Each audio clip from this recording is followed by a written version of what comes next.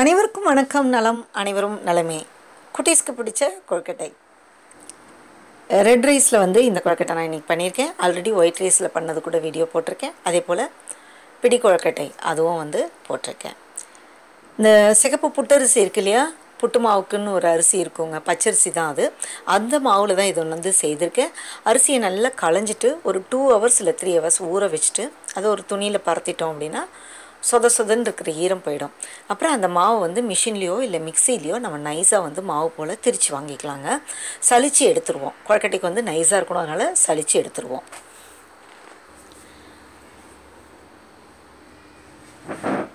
ஒரு கப் மாவுக்கு நம்ம ஒரு 1.25 கப்பு அளவுக்கு தண்ணி வச்சுக்கலாம். தண்ணி வச்சுட்டு அதுலேருந்து ஒரு 1/4 கப்பை நம்ம எடுத்துருவோம். தண்ணி நல்லா கொதித்ததுக்கப்புறமா எடுத்துருவோம். தண்ணி நல்லா கொதித்த உடனே அதில் கொஞ்சம் 1 ஸ்பூன் தேங்காய் எண்ணெயும் சுவைக்கு தேவையான அளவு உப்பும் போட்டுருவோம். தண்ணியில் போட்டுட்டு இந்த மாவு சலித்து எடுத்து வச்சுருக்கோம் இல்லையா, அதை அதில் கொட்டி கலந்துக்கலாங்க. ஏன் தண்ணி எடுத்து வைக்கிறோன்னா, சப்போஸ் பத்தலைன்னா நம்ம இந்த தண்ணியை தெளிச்சிக்கலாம் நம்ம. ஆனால் நிறைய ஆகிடுச்சுன்னா மாவு குழக்கணும் ஆகிடக்கூடாது இல்லையா. அதனால் எப்போவுமே ஒரு கப் மாவு எடுத்தோம்னா ஒரு 1.25 கப் தண்ணி வச்சு ஒரு 1/4 கப்பை நம்ம எடுத்துடணும். எடுத்துட்டு மாவு கலந்துக்கலாங்க. மாவு கொஞ்சம் ஈரமாக தான் இருக்குது. அந்த காய வச்சுட்டு அப்படியே திரிச்சதில் கொஞ்சம் ஈரமாக தான் இருக்குது. அதனால் அந்த அளவு தண்ணி வச்சு கலந்து எடுத்து வச்சிட்டோம். மாவு நல்லா அந்த சூட்லேயே வெந்துக்கும். இடையில நம்ம பூரணம் இப்போ நம்ம பண்ணிப்போம். 1 கப் தேங்காய் துருவல் அப்படின்னு சொன்னாக்கா அதுக்கு 1 கப் வெல்லம் எடுத்து சுடுதண்ணியில் கரைச்சி வச்சுருக்கேன். பாகெல்லாம் வைக்க வேண்டாங்க. சுடுதண்ணியில் போட்டு 1 நிமிஷம் அடுப்பில் வச்சாலே கரைஞ்சிரும். அது கொஞ்சம் ஏலக்காய் தூள் சேர்த்து இது ஒரு நல்ல லேகியம் பதம் மாதிரி கிளறிக்கலாம். ரொம்ப கல்லாக இருக்கக்கூடாது. கொழுக்கட்டைக்குள்ளே நம்ம வைக்கும்போது அந்த மாவோட கன்சிஸ்டன்சி எப்படி இருக்கோ அதுக்கு ஈக்குவலாக இந்த பூர்ணத்தோட கன்சிஸ்டன்சியும் இருக்கணும். நமக்கு ரொம்ப குழன்னு தண்ணியாகவும் இருக்கக்கூடாது, கெட்டியாகவும் ஆயிடக்கூடாது. எனக்கே இந்த வாட்டி கொஞ்சம் கெட்டியாகிடுச்சு. அதனால் கொஞ்சம் முன்னாலேயே நம்ம எடுத்துடலாம். இதை நல்லா கலரிட்டு இந்த ஸ்டேஜ்லேயே எடுத்துடலாம். நான் இன்னும் கொஞ்சம் சேர்த்து கலரிட்டேன். அதை இந்த ஸ்டேஜில் 1 ஸ்பூன் நெய் சேர்த்துக்கலாங்க. சேர்த்துட்டு இதை எடுத்து வச்சிடலாம். இது ஒன்லி வெறும் தேங்காய் பூரணம் மட்டுமே தான். நீங்கள் இன்னும் கொஞ்சம் இந்த தேங்காய் பூரணம் டேஸ்ட்டாக வேணும்னு சொன்னாக்க கடலைப்பருப்பு இருக்கு இல்லையா, அதை நல்லா வறுத்துட்டு நல்லா வறுத்துடணுங்க. கோல்டு ப்ரௌனாக வறுத்துட்டு 1-2 மிக்சியில் பொடி பண்ணிவிட்டு இந்த தேங்காய் பூரணம் கலரும் போது சேர்த்துக்கலாம். அது ஒரு டேஸ்ட் கிடைக்கும்.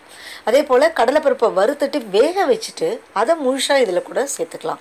அதில் ஒரு டேஸ்ட் நமக்கு கிடைக்கும். ஸோ அந்த தேங்காய் பூரணத்தை நான் எடுத்து வச்சுட்டேங்க. அடுத்து உளுந்து பூரணம் செஞ்சுக்கலாம்.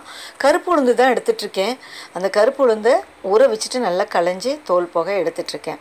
இதில் கொஞ்சம் உப்பும் பெருங்காயமும் சேர்த்துட்டு காரத்துக்கு தேவையான பச்சை மிளகாய் வச்சு அரைச்சிருக்கேன். அரைக்கும் போது கொரகொரப்பாக அரைச்சா போதுங்க. பருப்பு 1-2 இருந்தால் கூட ரொம்ப நல்லா தான் இருக்கும். ரொம்ப வழவழன்னு வேண்டாம். கொரகொரப்பாக அரைச்சதை இட்லி பானையில் இது போல் இட்லி மாதிரி நம்ம வேக வச்சு எடுத்துக்கலாம். இந்த வேக வச்சு எடுத்ததை உதுத்துருவோங்க. நல்லா கையிட்டு உதுத்துருவோம். உதுத்துட்டு வானொலியில் கொஞ்சம் எண்ணெய் விட்டு கடுகு ஜீரகம் தாளிச்சிக்கலாம். ஒரு வரமிளகாய் ஒன்று தாளிச்சிட்டோன்னா ஃப்ளேவர் நல்லாயிருக்கும், டேஸ்ட்டாக இருக்கும். ஸோ அதனால் ஒரு வரமிளகாய், கருகப்பில் இருந்ததுன்னா கருகப்பில் தாளிச்சிக்கலாம். தாளிச்சிட்டு இந்த உதுத்து வச்சுருக்கோம் இல்லையா உளுந்து, அதை அதில் போட்டு நல்லா வதக்கிக்கலாங்க. வதக்கும்போது நம்ம என்ன பண்ணலாம் அப்படின்னு சொன்னாக்கா, வதக்கி முடிஞ்ச உடனே கொஞ்சம் தேங்காய் துருவலும், அதுக்கப்புறம் கொஞ்சமாக லெமன் ஜூஸ் அதுவும் ஆட் பண்ணி கலந்து வச்சிடலாம். இது ஒயிட்டாக வேணும்னா ஒயிட்டாகவே வச்சுக்கலாம். உங்களுக்கு கலர் வேணும் அப்படின்னு சொன்னால் கொஞ்சம் மஞ்சத்தூள் கூட நம்ம இதில் சேர்த்துக்கலாம். ஸோ இப்போ இந்த 2 பூர்ணம் ரெடி ஆகிடுச்சு. இதெல்லாம் கொழுக்கட்டை நம்ம செய்ய பார்க்கலாங்க. இது உதிராக தான் இருக்கும். அது ஒரு திக்கான கன்சிஸ்டன்சியில் இருக்கும். இப்போ மாவு பாருங்கள் எப்படி இருக்குது அப்படின்னு சொல்லிட்டு நம்ம ஏற்கனவே கொதித்த தண்ணி கொஞ்சம் எடுத்து வச்சுருக்கோம். தேங்காய் எண்ணெய் கொஞ்சம் வச்சிட்ருக்கோம். கையில் ஒட்டாமல் வரத்துக்கு தேங்காய் எண்ணெய் கொஞ்சம் வச்சிட்ருக்கோம். மாவு பாருங்கள் ரொம்ப இறுகி போயிருந்ததுன்னா நம்ம எடுத்து வச்சோம் இல்லையா, அந்த தண்ணியை கொஞ்சமாக தெளித்து நல்லா பதமாக பிசைஞ்சிக்கலாம். நம்ம கொழுக்கட்டை பண்ணுறதுக்கு வசதியாக அதை பிசைஞ்சிக்கலாம். நம்ம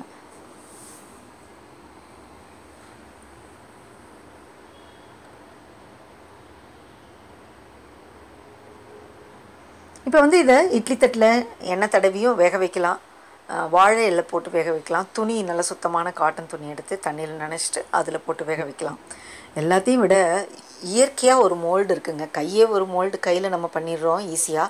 சப்போஸ் அந்த மோதகம் கையில் சரியாக வராதவங்களுக்கு அந்த காலத்தில் எல்லாருமே இப்படி தான் பண்ணுவாங்கள்ல, இந்த பூவரச இலையில் இல்லை வாழை இலையில் பண்ணுவாங்க. அதுபோலவும் நம்ம வந்து செய்துக்கலாம். பூவரசு இலையை பொறுத்த வரைக்கும் அது ஒரு மாதிரி இப்படி நீளமாக இருக்குங்களா, அப்போ அந்த உளுந்து பூர்ண கொழுக்கட்டை நீளமாக தான் நம்ம செய்வோம், மோதகம் மாதிரி இல்லாமல். அதுக்கெலாம் அது வசதியாக இருக்கும் பண்ணுறதுக்கு.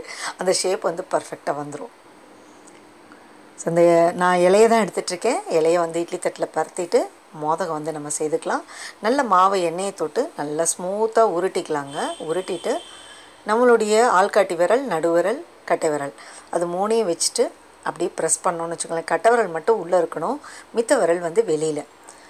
அதை வச்சுட்டு நம்ம இப்படி ப்ரெஸ் பண்ணிகிட்டே வந்தோம்னா இது போல் நமக்கு ஒரு கப்பு மாதிரி கிடச்சிரும்.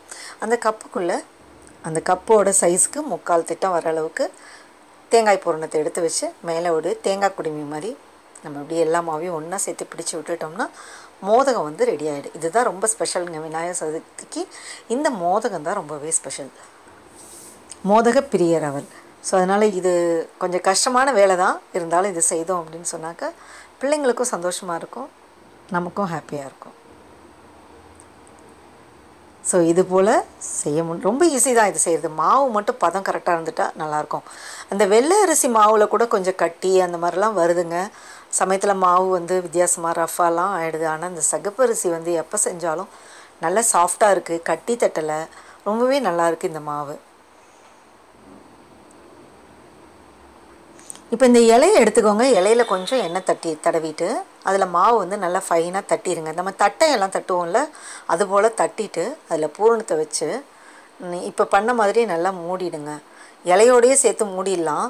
நான் காமிக்கிறதுக்காக இது போல் பண்ணேன். இது போல் இலையை வச்சு மூடிட்டிங்க அப்படின்னா அந்த சொப்பு செய்கிற வேலை, அந்த குழிவாக கிண்ணம் மாதிரி செஞ்சோம்ல, அது வராதவங்க இது போல் இலையில் தட்டிட்டு அது போல் செய்துக்கலாம்.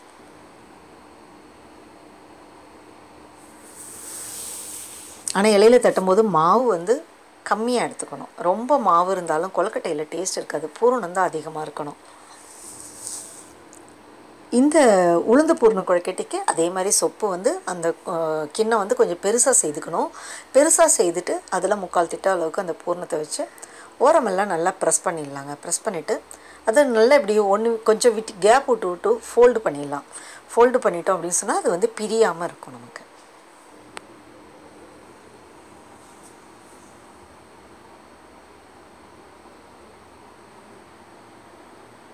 கொஞ்சம் பெரிய சொப்பாக பண்ணணும் உளுந்து பூரணம் வைக்கிறதுக்கு. அதே போல் எள்ளு பூரணம் ஒன்று செய்வோம், அதுக்கும் இது போல் நல்ல பெரிய சொப்பாக தான் நம்ம பண்ணணும்.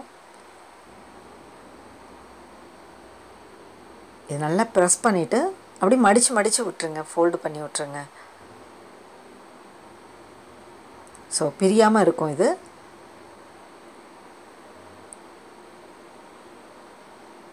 தண்ணி கூட தொட்டுக்கலாங்க. தண்ணி தொட்டு ப்ரெஸ் பண்ணி கூட இது போல் ஃபோல்டு பண்ணி வச்சிடலாம்.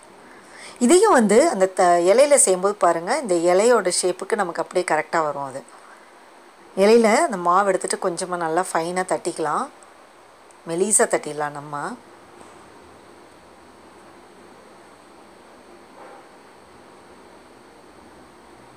ஸோ தட்டிட்டு ஒரு ஆஃபில் மட்டும் இந்த பூர்ணத்தை வந்து வச்சிடலாங்க. ஒரு பகுதியில் வச்சுட்டு அப்படியே இலையோடு சேர்த்து மூடிட்டு நல்லா ப்ரெஸ் பண்ணி விட்டுறலாங்க. அந்த இலையில் ஒரு நல்ல ப்ரெஸ் கொடுத்துட்டு எடுத்திங்கன்னா இங்கே பாருங்கள்,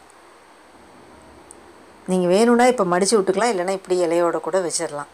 ஒரு அழுத்தம் கொடுக்கணும், அப்போ தான் வந்து பிரியாமல் இருக்கும் கொழுக்கட்டை. இதை செஞ்ச எல்லாத்தையும் இட்லி பானையில் அடியில் தண்ணி வச்சுட்டு மேலே வச்சு வேக வச்சிடலாம். ஒரு 10 நிமிஷம் வச்சா போதும். இப்போ நீங்கள் எடுத்தீங்க அப்படின்னு சொன்னால் வெளிப்பகுதி பார்த்தீங்கன்னா ஒரு குழகுழப்பு இருக்கிற மாதிரி தான் தெரியும். கொஞ்சம் நேரம் அந்த சூடு ஆறின உடனே பார்த்தீங்கன்னா ரொம்ப சாஃப்டாக, அந்த குழகுழப்புலாம் இல்லாமல் கொழுக்கட்டை வந்து ரொம்ப டேஸ்ட்டாகவும் சாஃப்டாகவுமே வந்து இருக்குது.